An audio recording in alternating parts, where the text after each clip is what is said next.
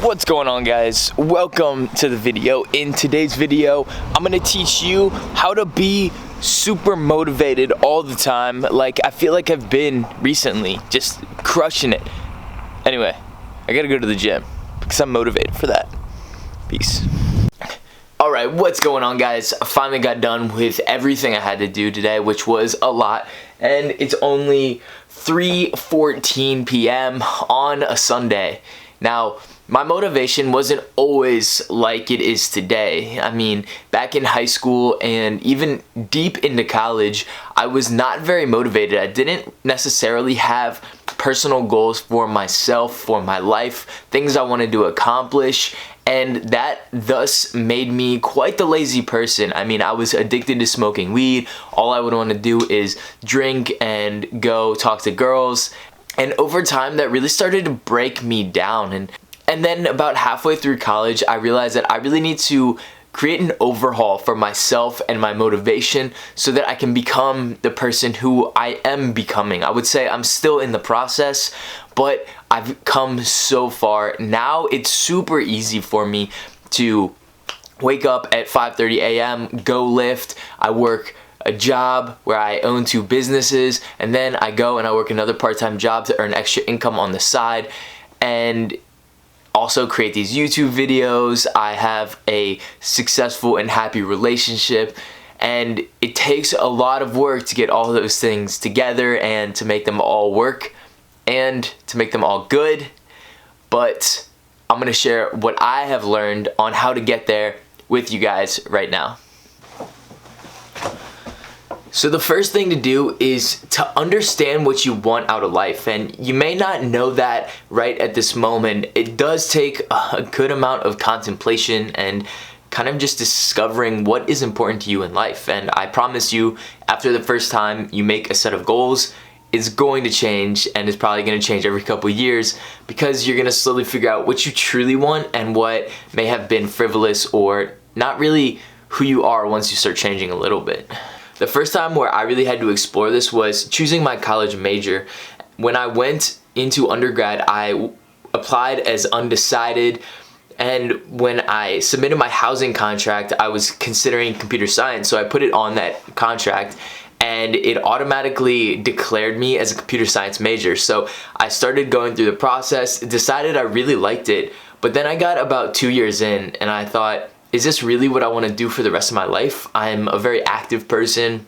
I like to communicate with people a lot, and I just don't know if computer science and becoming a software engineer is the right thing for me. So after 2.5 years, I switched my major to dietetics, where I was studying nutrition, and that period in between switching from computer science to dietetics, there were about 2 weeks where all I did in my spare time was sit in my room and contemplate, what the hell do I want to do with my life? Now, looking back and seeing what I do now, I may have just stayed in computer science and finished school a year earlier, but looking back, I think it was an extremely good thing for my life path because it was the first time where I really sat down and thought to myself, what do I want to do and why do I want to do it?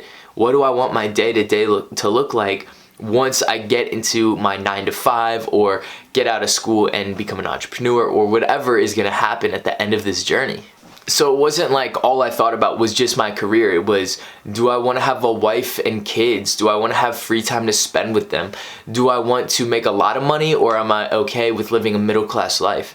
And these were all things I really had to sit down, think about, and decide right now, okay, do I want something normal, or do I want something that is completely absurd and out of the dreams of most people?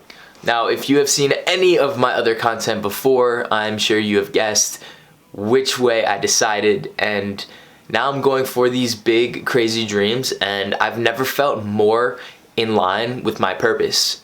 So that's the first thing, that you need to just sit down and understand what you truly want out of life, and don't just think about your career or whatever your decision you're trying to contemplate right now, but think about all the external factors that could be affected by a change in whatever you're deciding on.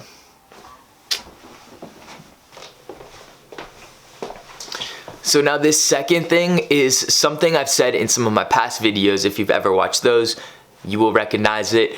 And it may seem like quite the cheesy thing to do, but honestly, I don't think that anything is more powerful in driving you to where you actually are going to be and increasing your motivation to get there than this one right here. And that's simply visualize in your mind where you want to be. And I don't just mean visualize a nice car or a nice house. I mean visualize how it's gonna feel. How are you gonna feel inside?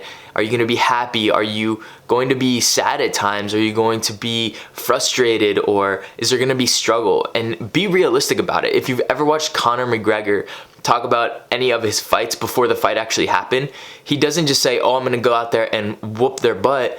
He says, oh yeah, it's gonna be a struggle. He's gonna get me down on the ground. I'm gonna have to wrestle my way out, but I'm gonna defeat him in this specific round with this specific punch. And he gets it right most of the time. Now, what this is doing is priming you for being able to even achieve that. If you can't imagine yourself in that spot, then the factors aren't gonna come together to make you the person that is going to actually achieve that. So essentially, the way I like to think about it is the whole fake it till you make it. And I know a lot of people don't like that phrase, but I love that phrase because that has gotten me to where I am today. When I wanted to be confident, I just acted like I was confident, and eventually on the inside I started to feel just like the confident person I was portraying. I've pretty much done this with everything in my life, and it's always worked out for me. So just try to be that person you can, and you might have to fight through some feelings of feeling like you are lying to yourself, but as long as it's a positive thing that you're trying to achieve and not something superficial, then you will get there and you will be that person. Now remember, you gotta do the first thing before you do the second thing. So once you realize where you wanna be, imagine your life exactly like that. This is something I do all the time. Personally, I always get into this weird flow when I drive, especially long distances, and that is my favorite time to really think about where I want to be, what it looks like, what are the smells I'm smelling, the sights I'm seeing, the colors, the emotions. I'm trying to really involve myself deeply into the experience that it is getting to where I want to be. And that includes, again, all of the struggles. I want to imagine it's going to be hard. There's going to be times where I want to quit. There's going to be times where I think that I am just not the person for this. But I always end the visualization with getting to where I want to be and what it feels like when I get there. And you could really do this for hours at a time. I highly recommend that you just put this into your life in certain places. It doesn't have to be every single day, but once a week or so, just really get into the flow of visualizing where you're gonna be. And I promise it's gonna help. But you gotta check out the third thing, because the third thing is super important, probably where I see most people mess up this process of becoming a more highly motivated person. All right, so the third tip is something that I see people getting wrong all the time, and what it creates is just comparison syndrome against other people, against your future self, or where your goals want you to be, and that is keeping your head up and constantly reevaluating your goals. I know this may sound weird, but in reality, once you set some goals, then you kind of want to forget about them. Like, it's good to know where the destination is that you're going, but let's say you're going on like a 6 or 7 hour car trip. After a while, it gets kind of monotonous and you're just thinking, okay, I want to be there, I want to be there. But in reality, you should really just be focused on the next portion of road, because you need to conquer that portion of road before you can get to your destination. And if you're thinking about the last turn you're gonna have to make, then maybe you make the next turn wrong. And that's exactly how it goes with life. Now, figure out where you want to go, make sure you're on the right path, and then just work your ass off. Focus on each and every day. The Nats just won the World Series, which was extremely hype. I live in just south of Washington, D.C., and their motto for the time they were 19-31 all the way until the time that they won the World Series was win the day. Go 1-0 every single day. And that's the mentality you need to have. You just need to wake up every day not thinking about the amount you have to do to get to where you want to be, because that's a daunting task. You want to think about just that day. What can I do just today and be realistic. I mean, I can't do everything in one day. What can I do just today that's gonna be the 1% that pushes my business the most forward, or my life, or my relationship, or whatever it is you're trying to achieve? What is that 1% you can do to continue moving forward?